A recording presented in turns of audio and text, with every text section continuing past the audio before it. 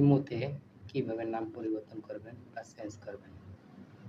এজন্য আমরা যে ইমোর নাম পরিবর্তন করব আমরা সেই ইমোতে চলে যাব। আমরা ইমোতে ট্যাপ করব।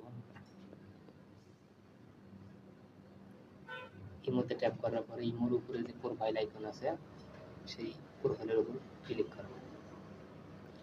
প্রোফাইলে ক্লিক করার পরে ঠিক আছে আমাদের যে নাম সেই নামের উপর আরেকটা ক্লিক করব।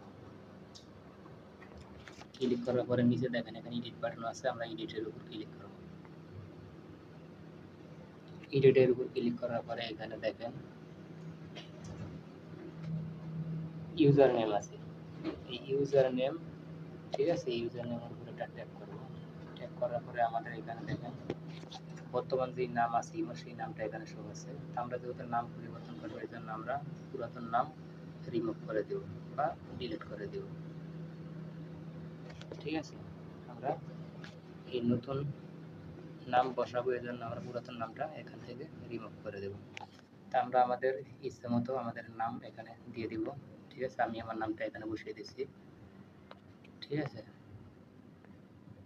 আমি আমার নামটা এখানে বসিয়ে দিচ্ছি। আপনারা আপনাদের ইচ্ছা মতো আপনাদের যে নাম রাখার ইচ্ছা সেই নামটা এখানে দিয়ে দেবেন। ঠিক আছে, এখানে নাম লেখার পরে এখানে উপরে যে কর্নারে যে টিক মার্ক সেই টিক মার্কে এটা ক্লিক করবেন। ক্লিক করার পরে দেখেন সঙ্গে সঙ্গে আপনাদের নাম কিন্তু এখানে পরিবর্তন হয়ে গেছে।